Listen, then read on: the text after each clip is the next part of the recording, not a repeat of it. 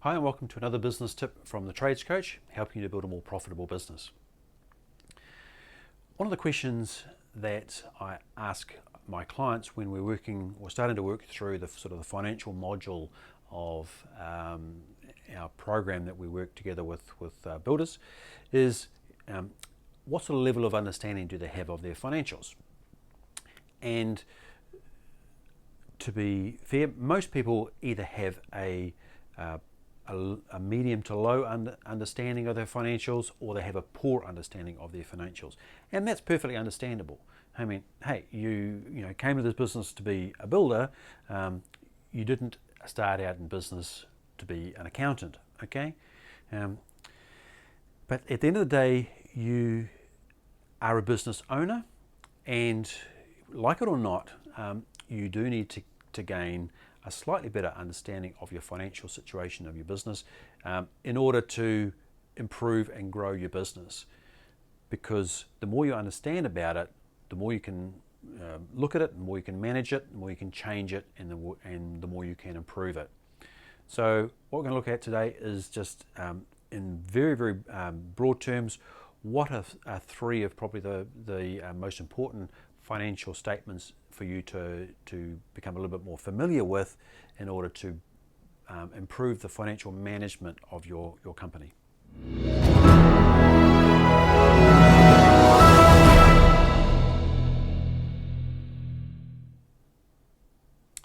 So welcome back. So what are those sort of three documents? And two of them you're probably quite familiar with, or hopefully you are, because you probably see them from your accountant most years. And if you are a good business owner, you'll be doing these on a regular basis yourself through your own accounting program, should you have one.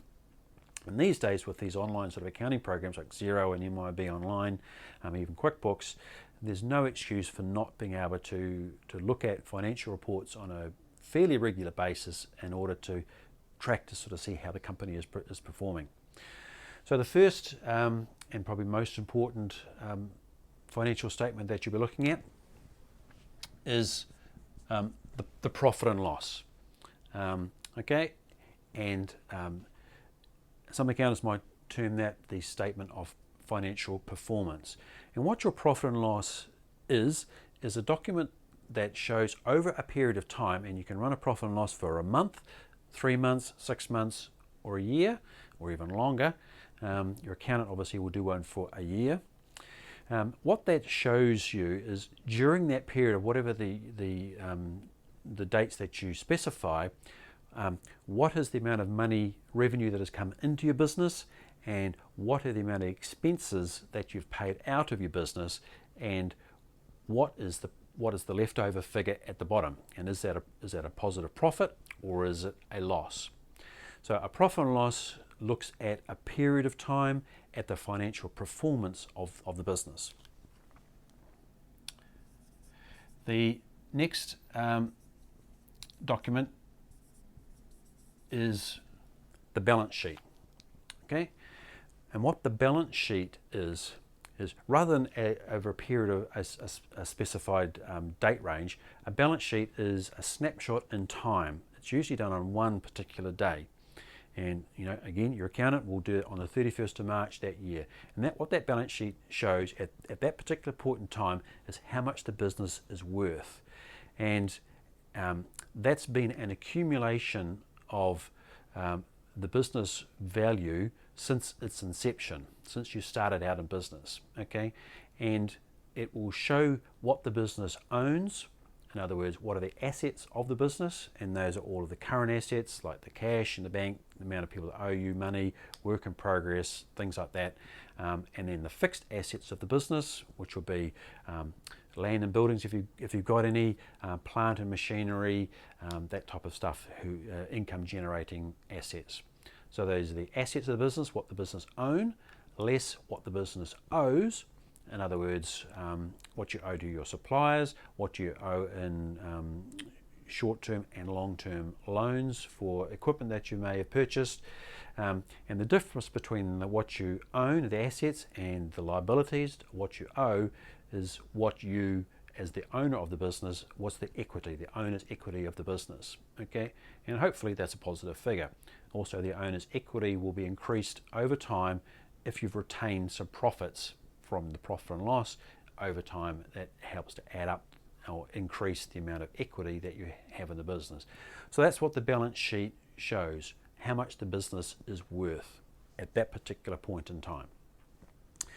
The other document that I think is very useful for you to perhaps become familiar with, and it's not something that is done very frequently, certainly not by accountants in your annual kind of reports, is a cash flow.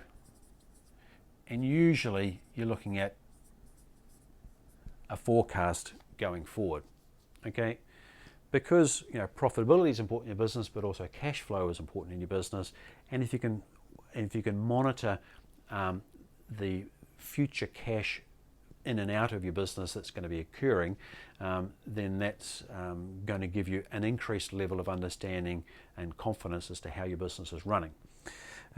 What you can do with cash flow forecast is you can do them project by project and look forward as to when is the money likely to be coming in for that project, less what money is going to be flowing out for purchases and labour and what have you. So then you can sort of see, is there any period looking forward in that project whereby perhaps you'll be going into a situation where you're going into cash negative situation, in which case then if you know that up front, it's a lot easier to go to a bank and sort of say, hey, I've done the cash flow forecast here.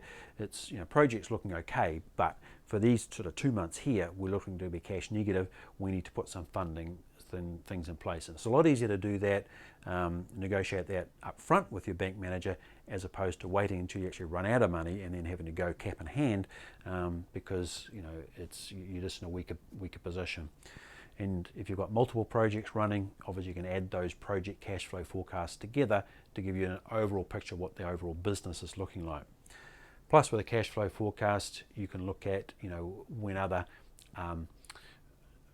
non-project related cash issues are going to occur, like when a tax payment's going to go out, be it GST payments or income tax payments or what have you, or perhaps loan repayments for fixed assets that you purchased, things like that. So those aren't project related cash flow issues, but they're definitely company related cash flow issues. So as I said, that's not something that a lot of people do, but it may be something that you want to add in to your financial management arsenal once you've got familiar with looking at a regular basis, at least on a profit and loss on a monthly sort of basis, and a balance sheet on a regular basis as well. That would be the minimum. Bearing in mind profit and loss, if you are doing larger projects, you will need to make some adjustment for work in progress on that profit and loss statement due to the timing issues month to month that happens in the construction industry. So hopefully that's useful to you. If you want some more information about how to improve your financial management of the company, get a hold of me and I'm always happy to have that chat. Thank you, and I'll talk to you later. Bye.